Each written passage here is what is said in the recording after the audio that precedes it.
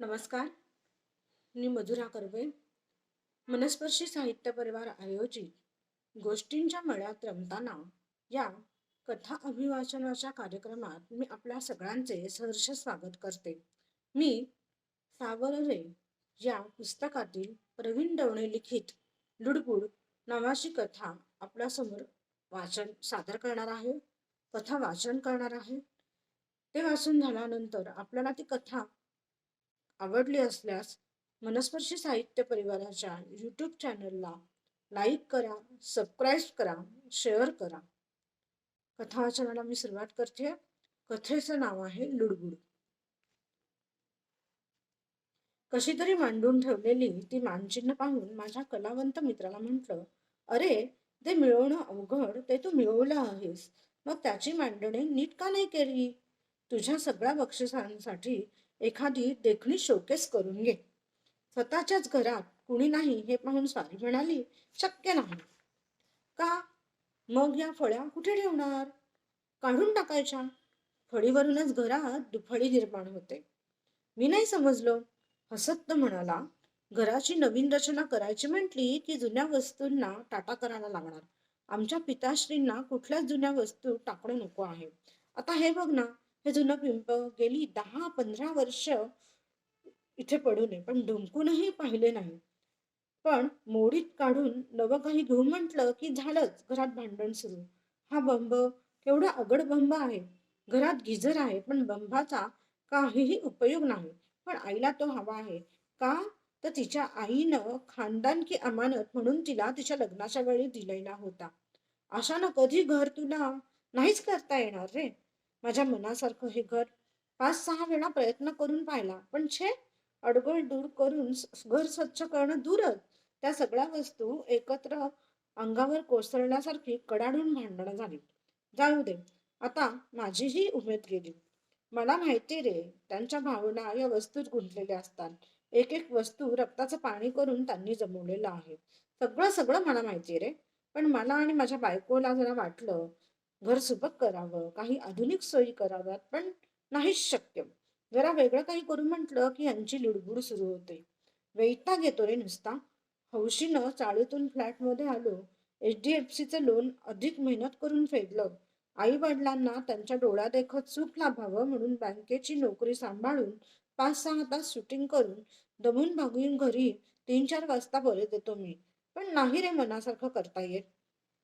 संस्कारामुळे त्या दोघांना या वयात दुखवता देखील येत नाही. त्याचाही त्रास होतो. अरे, सुतारकाम काढावं म्हटलं तर यांना त्यातलं सगळं माहिती. मग हा कारागीरच कसा अकुशल आणला याची भुणभुण ते सुरू करतात. सोफ्याच्या कव्हरचे रंग यांना आवडले नाहीत की कटकट सुरू होते. सगळं राहू दे. निदान किचन तरी सोयीचं करून घेतो म्हटलं तर कडाप्याचे दगड यांना पसंत नाहीत म्हणून बसवून दिले नाही. त्याचा सहज तीव्र होत जाणारा स्वर मला जाणवला. सॉरी म्हणतच मी तिथून निघून गेलो. खरं तर काही बदल शांत संवादात सुचवले गेलेले असते किंवा काही बदल जरा अलिप्तपणे पाहिले गेले असते तरी एका छान कुटुंबातला ताण संपला असता.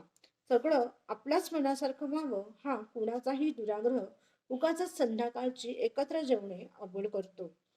लुडबुड वाटते साधीच पण त्यातून अनर्थ मात्र होतो मोठा. एखाद्याचं अवघं करिअर खाऊन टाकण्याची कुवत या छोट्या वाढणाऱ्या लुडबुडीत असतं. घरात दुसऱ्याच्याही मनासारखं होऊ द्यायचं असतं. हे परस्परांनी मनात मानायचं असतं. प्रामाणिक उत्कट सल्ल्याचाही अतिरेक झाला की गोंधळ सुरू झालाच. अनेकांना लुडबुडीची खुमखुमीच असते. एखाद्याच्या समजूतदार सहनशीलतेचाही कडेलोट व्हावा इतकी लुडबुड करतात लोक. एका गुणी गायिकेला आयुष्यात गाणी गायला कमी बोलावलं गेलं. कारण संगीतकार गाणी शिकवायला घरी आला की तिचा नवरा समोरच बसायचा. बसण्यामध्ये काही हरकत नव्हती. ज्येष्ठ संगीतकारांनाही चालीतले बदल तो सुचवायचा. शब्द बदलण्याचा आग्रह करायचा. शेवटी या पतिदेवतांची लुडबुड सहन करण्यापलीकडे गेल्याने एका फुलणाऱ्या स्वरांचंच नुकसान झालं. कलेच्या क्षेत्रात तर मी हर घडी पाहतो. आधी आदर म्हणून सांभाळलेली नाती गुणी कलावंतांना पुढे इतकी महागात पडतात की या माणसांचं काय करावं हा प्रश्न अनेकांना पडतो. आधी आपण आदरानं शेफारून ठेवलेलं असतं, मग त्या व्यक्तीला आपली पायरी न कळल्यानं मजल वाढत जाते. त्याची आपल्या क्षेत्रात लुडबुड सुरू होते. हळूहळू लुडबुडणाऱ्या या माणसांपायी निर्माता, दिग्दर्शक मंडळी संबंधित कलावंतालाच घेणं बंद करतात. यात कधी मित्र, कधी बहीण, कधी आई, कधी नवरा, कोणीही असताना मी पाहतो. असं वाटतं, अरे रे, ही बरोबरची व्यक्ती जरा चूप राहिली तर हा कलावंत पुढे जाऊ शकेल. नक्कीच. घराला जशा खोल्या असतात, त्यांचे दरवाजे जसे गरजेप्रमाणे उघडतात, मिटतात, तसेच नात्यांचेही दरवाजे उघडता मिटता आले तर अनेक प्रश्न सुटतील.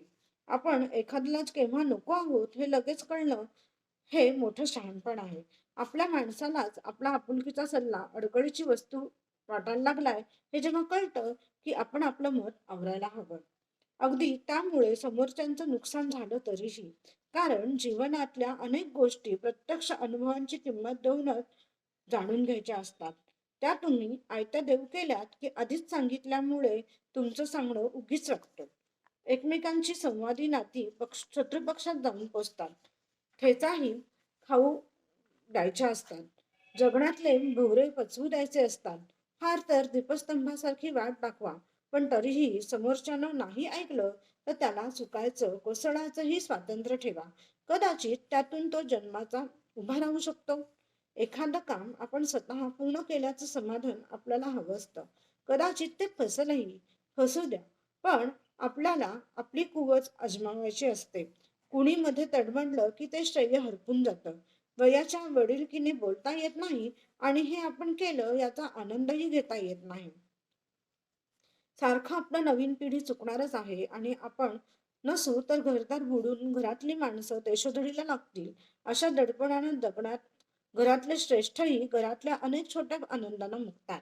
नव्या पिढीला करावयाचे नवे स्वयंपाकातील प्रयोग, गृहरचनेतील निरनिराळी रंगत संगत, छंदांचं वेगळेपण, एक नाही अशा हजार गोष्टींची न्यारी रंगत घरबसल्या घरातील बुजुर्ग मंडळी घेऊ शकत नाहीत. पण जरा वेगळ्या प्रयोगाची चाहूल लागली की लगेच तारणहात्याच्या आवेशात सल्ल्याची आतषबाजी हे सुरू करतात की यामुळे प्रियजनही त्यांच्या मनातून दुरावू लागतात. मुलाचे मित्र आले कर उपदेश, मुलीच्या मैत्रिणी आल्या पाजा डोसा, वडिलांच्या ऑफिसमधले आले काढा वाद उकरून, आईच्या महिला मंडळातल्या बायका आल्या त्यांना बोला टोमणे मारून. हे सतत वेगवेगळ्या प्रकारे होत असतं.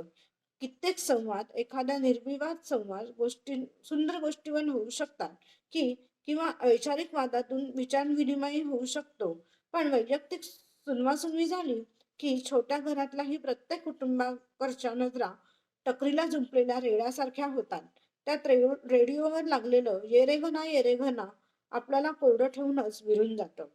कलावंत मित्राच्या घरून मी माझ्या येईपर्यंत उगाच अस्वस्थ झालेलो होतो. घरात माझा मुलगा एकाग्र होऊन चित्र रंगवीत होता, स्पर्धेसाठीच.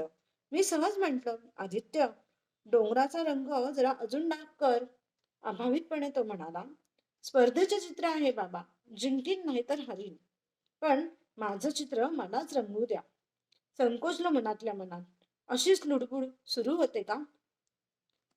धन्यवाद. या कथेतून मला तरी स्वतःला अशी अचानक अनावश्यक लुडबुड आपण उगाचच करतो आणि ती थांबवली पाहिजे असे मला वाटते. तुम्हाला काय वाटते? तुम्हाला कथा कशी वाटली? तुम्हाला ही कथा आवडली का? यासाठी आमच्या मनस्पर्शी यूट्यूब चॅनलला सबस्क्राईब करा, लाईक करा, कमेंट करा. धन्यवाद.